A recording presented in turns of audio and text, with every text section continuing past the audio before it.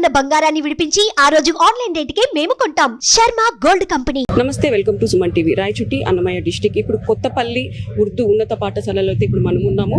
ఇక్కడ ఒక ఉపాధ్యాయునికి ఒక దారుణం జరిగింది. విద్యార్థులు ఉపాధ్యాయుని మధ్యన ఘర్షణ అయింది. అటువంటి సమయంలో మరణించారు. పిడిగుడ్లతో గుద్దారు చెస్ట్ పైన అని కూడా చెప్తున్నారు. అదే విధంగా తన భార్య ఏమంటుందంటే, నా భర్త చాలా హెల్తీగా ఉన్నాడు, బీపీ షుగర్ అట్లాంటి హెల్త్ ఇష్యూస్ అయితే ఏమీ లేదు, అసలు ఇది దారుణం ఎలా జరిగింది అని చెప్పి విచారణ అయితే జరుగుతుంది. పోలీసులు కూడా అన్ని కోణాల్లో కూడా విచారిస్తున్నారు. ఇప్పుడు తను పనిచేస్తున్నటువంటి స్కూల్ అయితే ఇది ఇక్కడ ఉంది కదా, ఈ స్కూల్లోనే తనైతే పనిచేస్తున్నాడు, కొత్తపల్లి ఉర్దూ ఉన్నత పాఠశాలలో. ఇప్పుడు దారుణం జరిగింది. ఇదే దారుణం ఇంకొకరికి జరగకూడదు అంటే ఖచ్చితంగా దీనికి న్యాయం అయితే జరగాలి, జస్టిస్ కావాలి అని చెప్పి వాళ్ళ భార్య కూడా అడుగుతున్నారు. ఇప్పుడు మనం వాళ్ళ భార్య వర్షన్ తీసుకుందాం.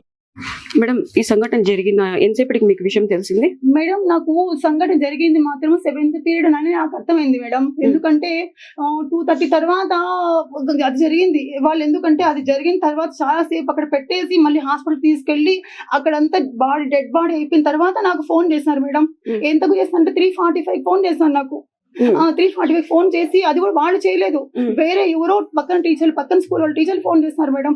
ఫోన్ చేసి, మేడం మీ సార్ కి కొంచెం బాగలేదంటే మీరు ఇంకొక మేడం కి ఆ స్కూల్లో ఉండే మేడం ఫోన్ చేయండి అని చెప్తారు అన్నారు సార్. అంటే నా దగ్గర ఆ నంబర్ లేదు అని చెప్పినాను. లేదని చెప్తే వాళ్ళు ఏం చేస్తారంటే, ఆమె మళ్ళీ ఫోన్ చేసింది. మళ్ళీ ఫోన్ చేసి, మేడం సారు చైర్లోంచి కింద పడిపోయినాడంట, మీరు వెళ్ళండి కేర్ హాస్పిటల్కి అన్నారు మేడం. అంటే నేను అక్కడ వెళ్ళింటే అప్పటికే ఈసీజీ అంతా పెట్టేశారు మేడం. పల్సరేట్ లేదు, ఏం లేదు. 3 టీచర్లు, హెచ్ఎం 2 టీచర్లు ఉన్నారు. ఆ 2 టీచర్లు ఉన్నారు. నన్ను రానిలేదు సార్ లోపలికి. నేను చూశాను, పల్సరేట్ లేవు సార్ అని డాక్టర్ని అడిగినాను. వాళ్ళని అడిగితే ఈమెను బయట తీసుకెళ్ళని చెప్పేసి మొత్తం తీసి అంబులెన్స్ వేసి ఇంకొక హాస్పిటల్ తీసుకెళ్ళండి అని చెప్పేస్తున్నారు మేడం. పల్స్ రేట్ లేదని మీరు చూసినారా? కళ్ళతో చూసినా మేడం. నేను మిమ్మల్ని పక్కకు పంపించేసినారా? పక్కకు పంపించాను మేడం. నేను అడుగుతున్నా, సార్ నేను టీచర్ని, ఆయన నా భర్త, నాకు తెలుసు. అక్కడికి నేను చేతులు పెట్టి ఒక 5 minutes నొప్పినాను మేడం.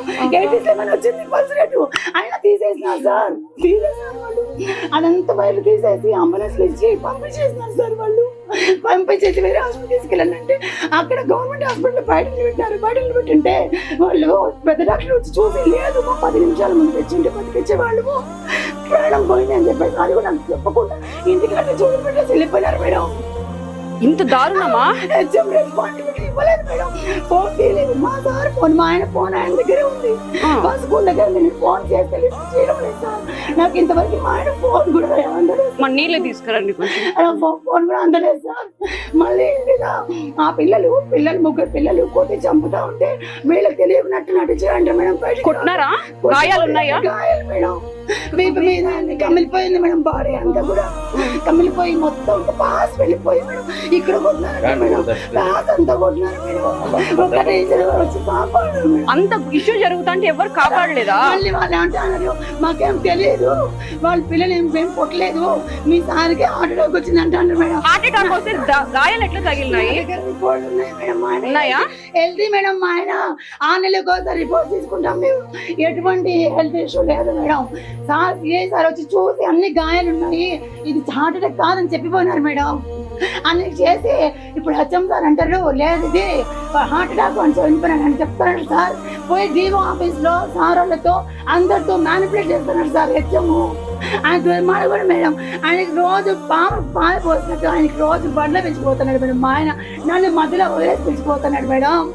అట్లాంటి దుర్మార్గుడు ఇంత పని చేస్తారా సార్? మీరు ఏం సార్, నేను చేసిన పాపమైంది సార్. నాకు పిల్లలు లేరు, మా ఆయన పిల్ల మేడం. ఆయన నేను బిడ్డ, నాకైన బిడ్డ. అలాంటి వాళ్ళు చంపేశారు. నేను ఏం చేయాలి సార్ మీరు చెప్పండి, ఏం చేయాలి సార్ మీరు చెప్పండి సార్. ఇప్పుడు అన్ని కూడా మార్చి చెప్తాను సార్. వీళ్ళు ఎట్లా చేస్తున్నారు సార్? నా పరిస్థితి పోయిన మా ఆయన తెచ్చిస్తారా? ఇప్పుడు పిల్లల్ని కాపాడడానికి ట్రై చేస్తాను మేడం. వాళ్ళు ఎన్నో క్లాస్ పిల్లలు మేడం? 9th క్లాస్ 3 పిల్లలు.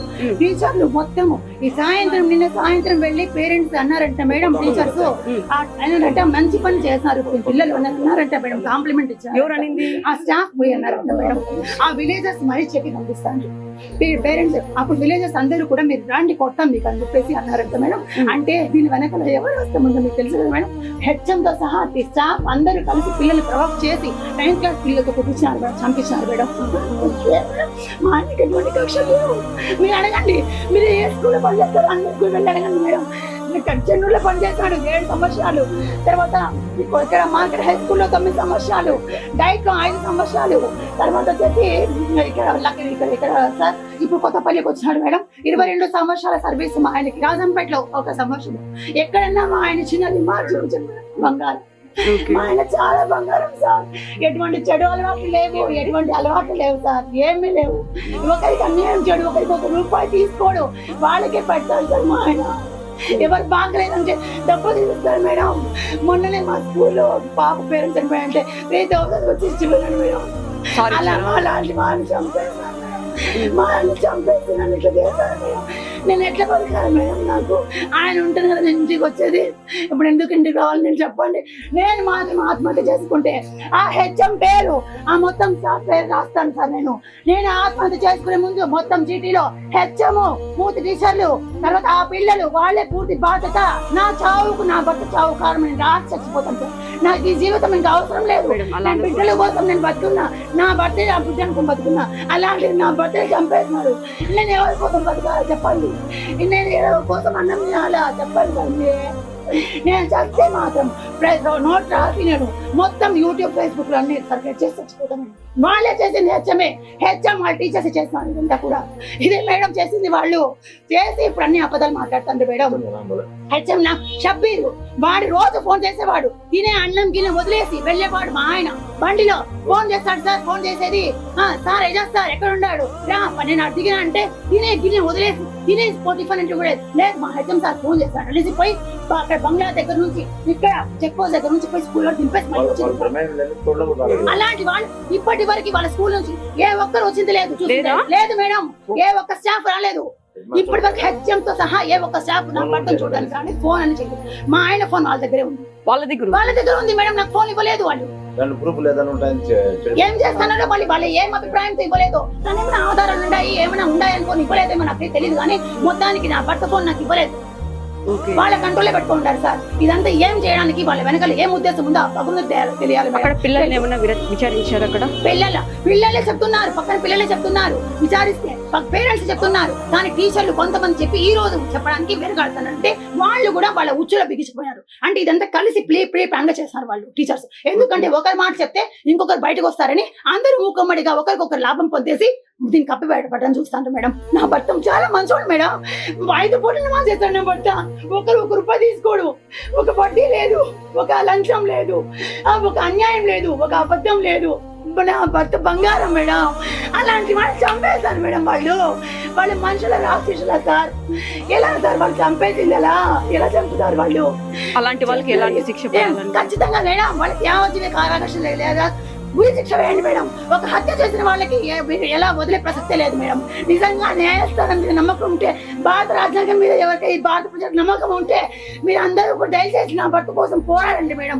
మీడియా త్రూ మీరందరూ పోరాడండి. వాళ్ళకి ఖచ్చితంగా గురి శిక్ష లేదా యావజ్జీవిత కారాగార శిక్ష పాల్సిందే. ఎక్కడి నుంచి హెచ్ఎం స్టాఫ్ దగ్గర నుంచి వాళ్ళకందరికి ఉద్యోగం డిస్మిస్ చేయండి మేడం. సస్పెన్షన్ కూడా అవసరం లేదు. వాళ్ళు అటువంటి ఉద్యోగానికి పనికే రారు. ఒక టీచర్ ఉద్యోగం చేస్తూ ఉండి వాళ్ళందరూ కూడా ఒక టీచర్ చంపేసినారు మేడం. వాళ్ళందరూ కూడా వాళ్ళకి ఉద్యోగాలు అవసరం లేదు. వాళ్ళకి అవసరమే లేదు సార్ ఉద్యోగాలు. వాళ్ళని డిస్మిస్ చేయించండి దయచేసి. మీకు దండం పెడతా, మీకు కాళ్ళు ముక్కుతాం మేడం. చనిపోయే ముందు చెప్పిన ఈ పిల్లలు నన్ను కొట్టినారు సార్, వీళ్ళ మీద కేసు పెట్టండి అని చెప్పాను. అది కూడా చెప్పలేదు నాకు. వాళ్ళు వేరే పక్కన వీళ్ళ వాళ్ళు చెప్పినారు మేడం. మా ఆయన చెప్పినంట సార్ ఈ పిల్లల మీద కేసు పెట్టండి సార్ వీళ్ళు అని చెప్పాను. వీళ్ళు కుట్టుకోలేపోలే ముందు చెప్పి చచ్చిపోయినట్టు ఆ మాట చెప్పాడు. నా భర్త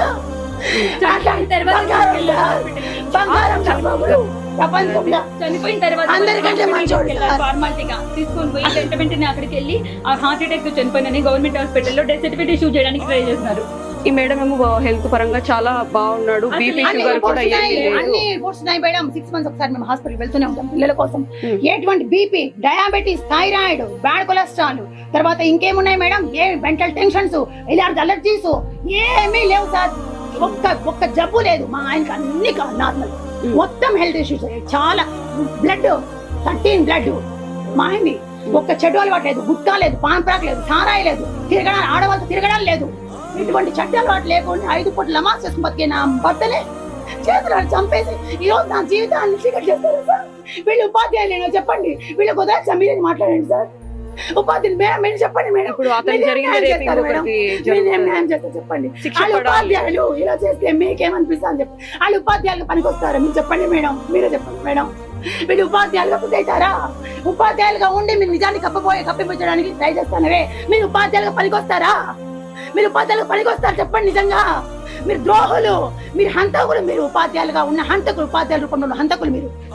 ఏం మేడం ఇలానే చేసేది? 15 ఏళ్ల పిల్లోడు 14-15 ఏళ్ల పిల్లలు అంత బ్లడ్ రాకుండా అంత కమిలిపోయేటట్లు కొట్టినారంటే ఎవరైనా టీచర్స్ వెనక పక్క నుంచి ప్రోద్బలం లేకుండా వాళ్ళు కొట్టింటారా? ఎవరైనా సపోర్ట్ లేకుండా ఖచ్చితంగా ఉంది. అందుకే వెళ్ళి పిల్లల్ని అప్రిషియేట్ చేస్తాను సార్. ఇప్పుడు ఈ రోజు ఉదయం వెళ్ళి అప్రిషియేట్ చేస్తారంట పిల్లల్ని. వాళ్ళు బాగా చేస్తాను, మీరు మంచి పని చేస్తారన్నారంట. వాళ్ళు ఈ విషయం మీకు ఎలా తెలుసు? ఊళ్ళో వాళ్ళు చెప్పినారు. విన్నారంట ఊళ్ళో వాళ్ళు విని చాటలు తీసుకున్నారంట. మీరు రండి మా ఇళ్ళ కాడికని. వాళ్ళ పిల్లల్ని అప్రిషియేట్ చేయడానికి వెళ్ళిన టీచర్లు. ఎందుకు అంత కక్ష దేనికంటారు? మా ఆయన మేడం పంక్చువల్, మా ఆయన చాలా పంక్చువల్. వాళ్ళు సరిగా సక్రమంగా టైంకి రారు, రాసి చెప్పరు, గైడ్లు పెట్టి రాపిచ్చేస్తారు. మా ఆయన ప్రతి రోజు ప్రిపేర్ అయి వెళ్తాడు. చూడలేకపోయినాడు మేడం. నేను పంక్చువాలిటీ, నేను డిసిప్లిన్ చూడలేకపోయినా. మళ్ళీ అందరితో మాత్రం బ్రహ్మాండంగా ఉంటాడు మేడం. ప్రతి ఒక్కరికి హెల్ప్ చేస్తాడు. మా ఆయన బంగారం మేడం. అలాంటి వాడిని ముందు పక్క మంచిగా ఉండి వెనక పక్క చంపిస్తారా మీరు? అన్యాయం. చూడండి మేడం, ఎలా మేడం ఇలా చేస్తారు? మీరు కూడా ఒక టీచర్. నేను టీచర్, మీరు కూడా నేను టీచర్ కలిసి స్కూల్లో మ్యాథ్స్ టీచర్. నేను నా గురించి వెళ్ళాను మేడం. ఉన్నాను మేడం, మీకు తెలుసు కదా నేను ఎలాంటి మనిషిని మేడం. ఒక్క విషయం చెప్పండి, నేను ఎలాంటి మనిషిని? దగ్గర నేను ఎలాంటి ఎన్నిసార్లు పని చేస్తాను మేడం నేను? మీరు ఒక్క మాట, నేను ఇలాంటి దాన్ని పెట్టుకొని నన్ను అన్యాయం చేస్తాను కదా మేడం. నాకు జీవితం లేకుండా చేస్తున్నారు కదా మేడం. ఎట్లా మేడం వాళ్ళు వదిలా? మీరు చెప్పండి మేడం. ఇంటికి తీసుకొస్తానే లోపల చూసినారు గాయాలు. మొత్తం షర్ట్ తీస్తారు మేడం. మా సాంప్రదాయం ప్రకారం బట్టలు తీస్తే అన్ని గాయాలు ఉన్నాయి మేడం. కమిలిపోయి ఉన్నాయి మొత్తము. వాళ్ళు మచ్చలు అనుకోని పోలీసులు పిలిపించినారు మేడం. పిలిపించి ఇది ఏమన్నా మచ్చనా అని అడిగితే, లేదు సార్ ఈ మచ్చ కాదంటే మరి ఏందని వాళ్ళు అనుమానం. నేను నమ్మినా మేడం హార్ట్ అటాక్ అని. నమ్మి నేను ఆలోచనలో పడినా. ఎట్లా వచ్చింది నా భర్త హార్ట్ అటాక్ అని నేను ఆలోచనలో పడినా. అలాంటిది చంపేసి సార్ సార్ నమస్తే సార్, మురళి సార్ నమస్తే సార్. ఆయన ఎట్లాంటి వాడు తెలుసు కదా సార్. మా ఆయన చంపేసినారు సార్. మా ఆయన చంపేసినారు సార్. సార్ కొట్టి పిరుగుతులు కొట్టి చంపేసినారు సార్ మా ఆయన్ని. ఎట్లా వచ్చాడు సార్ మా ఆయన? సార్ హెచ్ఎం టీచర్ చంపేసినారు సార్. ఆ స్కూల్ హెచ్ఎం టీచర్ చంపేసినారు. మేడం కొంచెం వద్దు మేడం, నాకొద్దు. నా భర్తకు న్యాయం జరిగి వాళ్ళకు నేను మంచి నీళ్ళు కూడా ముట్టుకోను. అట్లా అంటే ఎట్లా మేడం? లేదు మేడం, నేను తాగను, నేను నీళ్లు ముట్టుకోను, అన్నము తినను. ఈవెన్ నాకు ప్రాణం పోయేటప్పుడు నేను శివశ చేసుకున్నప్పుడు నోట్ రాసుకోండి. ఎందుకంటే నాకు నిజంగా న్యాయం జరగకపోతే అప్పుడేం జరుగుతుంది? చనిపోయిన కన్నా నాకు న్యాయం జరగాల్సిందే. వాళ్ళకు డిస్మిస్ చేయాల్సింది. హెచ్ఎం తో సహా ఆ స్టాఫ్ మొత్తం డిస్మిస్ చేయాలి. సస్పెన్షన్ కూడా నేను ఒప్పుకోను మేడం. ఇలాంటి వాళ్ళు ఉద్యోగానికి పనికిరాదు. నేరస్తుల్ని పెంచి పోషిస్తూ నేరస్తుల్ని కప్పిపుచ్చుతారా? ఒక హంతకుని తయారు చేస్తూ స్కూల్లో పిల్లల్ని వాళ్ళని కప్పిపుచ్చడానికి ట్రై చేస్తారా? మీరు టీచర్లేనా? మీకు అక్కడ పిల్లలు లేరు, మీకు భార్య బిడ్డలు లేరు, మీకు అక్క చెల్లెలు లేరు. ఒక ఆడదాన్ని అన్యాయం చేస్తారా? వాళ్ళేం టీచర్లు మేడం, వాడేం హెడ్ మాస్టర్ మేడం. వాడు హెడ్ మాస్టర్ అనే పేరుకి కళంకం. వాడు ఇలా చేస్తారా ఎక్కడన్నా? ఒక ఆడదాన్ని ఇప్పుడు నా జరిగిన అన్యాయం ఎవరు పూడుస్తారు సార్? ఎవరు తీరుస్తారు? ఎవరు పూడుస్తారు నా అన్యాయాన్ని? ఎవరు తీర్చగలరు మేడం? మరి వాళ్ళకి న్యాయం జరగాలి కదా మేడం. చనిపోయిన నా భర్తకు న్యాయం జరగాలి కదా మేడం. జరగాలి, కాకపోతే న్యాయం జరగాలి. మీరంతా మీరు న్యాయం చేయండి సార్, దండం పెడతాను సార్. చనిపోయిన నా భర్త ఆత్మన శాంతిస్తుంది సార్. మీరు దండం పెడతారు సార్. మేడం మీరు న్యాయం చేయండి మేడం. నా భర్త ఆత్మకన్నా శాంతి జరుగుతుంది మేడం. ప్రతి ఒక్కరు చూస్తే జస్టిస్ అవ్వాలని ప్రతి ఒక్కరు వాళ్ళని పెట్టలేకండి సార్.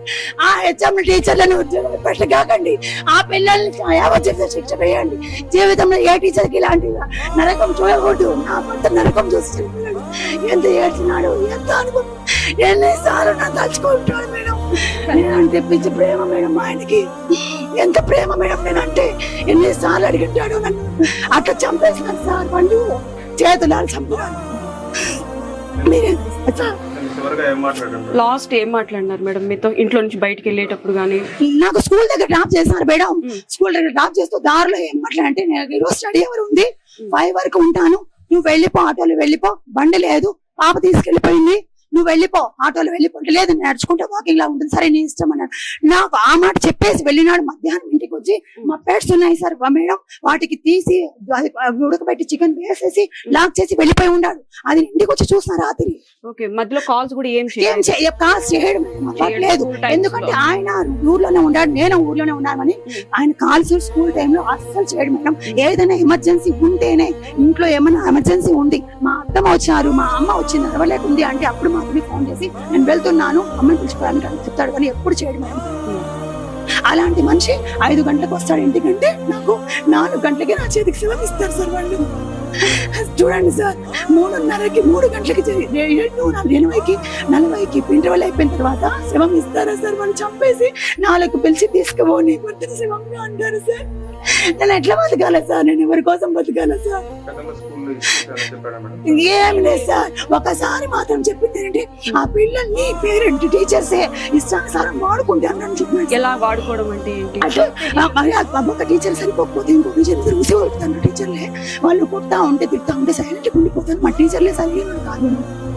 ఎప్పుడు చెప్పినారు? చెప్పి కూడా దాదాపు 3 నెలల పైన అవుతుంది సార్. 3 నెలల పైన అవుతుంది. ఆ ఇష్యూనే ఇదంటారా? కాదు కాదు, ఇది కొత్త ఇష్యూ. అంటే అది వేరే వాళ్ళ విషయం జరిగింది చెప్పినాడు. ఇదే ఏం చేసి ఆ జరిగింది వాళ్ళ జరిగింది. ఈ రోజు నా భర్త మీదకి వచ్చేసింది. ఓకే, చూడండి మేడం, పిల్లలు చేసిన పని పిల్లలతో చేపించినాడు. టీచర్స్ వాళ్ళని ఉసి కొలిపి చేపించినాడు. డిసిప్లిన్ పెట్టారని. ఓకే ఓకే, డిసిప్లిన్ పెడతాడు మేడం. ఒక డ్రిల్ మాస్టర్ లేడీ అని అమ్మ పక్కన పెట్టి డిసిప్లిన్ పెడతాడు మేడం. అందుకు చంపేస్తాను మేడం. పిల్లలు డిసిప్లిన్ పెడతానని చంపేస్తాను సార్ నా బుద్ధిని. తల్లిదండ్రుల తర్వాత గురువులే చూడండి మేడం భావిస్తారు. అట్లా చంపేస్తే ఎట్లా మేడం? చంపేసి విద్యా బుద్ధులు చెప్పేది ఎట్లా మీరు చెప్పండి మేడం? చంపేస్తారు అట్లా అంటే టీచర్లు చదువు చెప్పి చంపేస్తారా సార్? మరి చదువు చెప్పండి టీచర్లు ఏం చేయాలి మేడం? ఇప్పుడు చంపించే టీచర్లు ఏం చేయాలా? చదువు చెప్పే టీచర్లనే మీరు ఇంత శిక్ష విధించారు కదా, చదువు చెప్పకుండా ఇట్లాంటి పనులు చేసే టీచర్లు ఏం చేయాలి చెప్పండి? వాళ్ళు ఉరి శిక్ష కదా, అవునా కదా మేడం? థ్యాంక్స్ మేడం, మీ ఆన్సర్కి నేను నిజంగా నేను అది జరుగుతుందో లేదో నేను మనస్ఫూర్తిగా అభినందిస్తున్నా. చదువు చెప్పే టీచర్లు చంపేస్తే చదువు చెప్పండి టీచర్లను ఏం చేయాలి? ఉరి శిక్ష వేయాలి. చదువు చెప్పండి టీచర్లను. పిల్లలకు గైడ్లు పెట్టి రాపించే టీచర్లు ఏం చేయాలి? పిల్లలు డిసిప్లిన్ గా ఉండని టీచర్లు ఏం చేయాలి? స్కూల్ రెగ్యులర్ గా రాని టీచర్లు ఏం చేయాలి?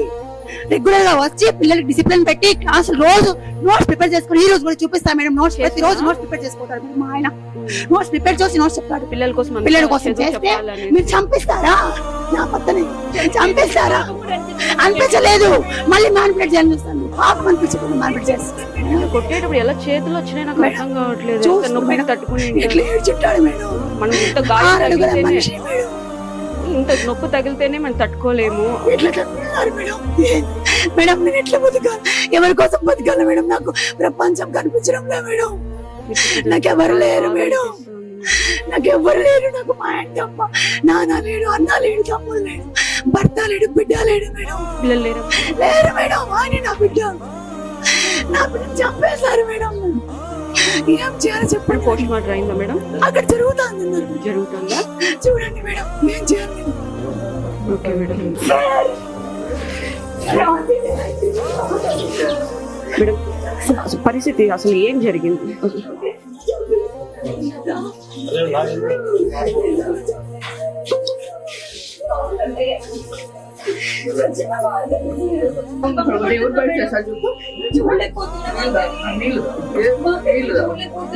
చెమట్లు పడతాను. చెప్పండి, మీతో పడకాల్సి ఎన్ని సంవత్సరాలు పనిచేస్తాం? మంచి కాలం లేదండి. చూడండి మేడం, ఏ పిల్లల్ని అన్యాయం చేయండి కదా మేడం. దేవుడు నన్ను అన్యాయం చేస్తాను. ఇప్పుడు నిన్నటి ఇన్సిడెంట్ మీద ఈరోజు స్కూల్ సందర్శించాము. టీచర్లతో మాట్లాడుతున్నాము. అదేవిధంగా పిల్లలతో కూడా డిస్కస్ చేయడం జరుగుతుంది. దీని మీద డివైఓ ఎంఈఓ ఇద్దరిని కూడా జాయింట్ ఎంక్వైరీ చేశాము. ఎంక్వైరీ రిపోర్ట్ తీసుకుని ఖచ్చితంగా చర్య తీసుకుంటాము. ఒకవేళ ఇది పోలీస్ పరిధిలోకి అయితే పోలీసులకు కూడా రికమెండ్ చేసి చర్య కోసం సిఫారసు. అదన్నిటి మీద కూడా ఎంక్వైరీ జరుగుతుంది. బేసికల్గా మేము పిల్లలతో టీచర్లతో మాట్లాడాము. టీచర్లందరితో కూడా మాట్లాడడం జరిగింది. వాళ్ళ ఒపీనియన్ కూడా తీసుకున్నాము. తర్వాత పిల్లలతో కూడా ఇప్పుడు మాట్లాడాము. అంతిమంగా ఒక రిపోర్ట్ ఒకటి రెడీ చేసి కలెక్టర్ గారికి సబ్మిట్ చేయడం జరుగుతుంది. ఎంక్వైరీ ఆఫీసర్లుగా డివైఓ ఎంఈఓ ఇద్దరిని కూడా అపాయింట్ చేశారు. తప్పకుండా ముందు ఈ సంఘటన మీద ఖచ్చితంగా చర్య తీసుకుంటాము. చర్య తీసుకొని రాబోయే రోజుల్లో ఇట్లాంటి పునరావృతం కాకుండా ఖచ్చితంగా చేసుకుంటాం. అయితే ఇంతకుముందు జరిగినటువంటి సంఘటనల గురించి అయితే మాకు తెలియదు. యాక్చువల్ ఈ సంఘటన జరిగిన తర్వాత మా దృష్టికి వచ్చింది. మా దృష్టికి వచ్చిన తర్వాత రాత్రే డివైఓ గారికి ఎంఈఓకి ఇద్దరికి ఇన్స్ట్రక్షన్స్ ఇవ్వడమే కాకుండా నేను కూడా అటెండ్ అయ్యాను. మా డిఓ గారు కూడా వచ్చారు. పిల్లలతో మాట్లాడితే మీకు అవ్వలేదు, అది కంప్లీట్ చేసుకున్న తర్వాత పూర్తి స్థాయి డీటెయిల్స్ మీకు ఇవ్వడం జరుగుతుంది. టీచర్ ప్రమేయం కూడా ఎవరు అది ఇంకా నిర్ధారణ కాలేదు. అది చూస్తే ఇంకా టైం పడుతుంది నిర్ధారణ. కస్టమర్కి చేసినటువంటి దర్యాప్తు అంటే ఇది దర్యాప్తు కాదు, మాట్లాడడం జరిగిందంటే రిటర్న్ స్టేట్మెంట్ తీసుకుంటున్నాము. పిల్లలతో టీచర్లతో మాట్లాడడం జరిగింది. అయితే ఘర్షణ జరిగినటువంటిది అనేది కొంతమంది చెప్తున్నారు. అది పూర్తి స్థాయిలో పేపర్ మీద రాసిస్తేనే నిర్ధారణ చేసుకోలేదు. ఉపాధ్యాయులను పిల్లలు మాత్రం విచారణ చేయడం జరుగుతుంది.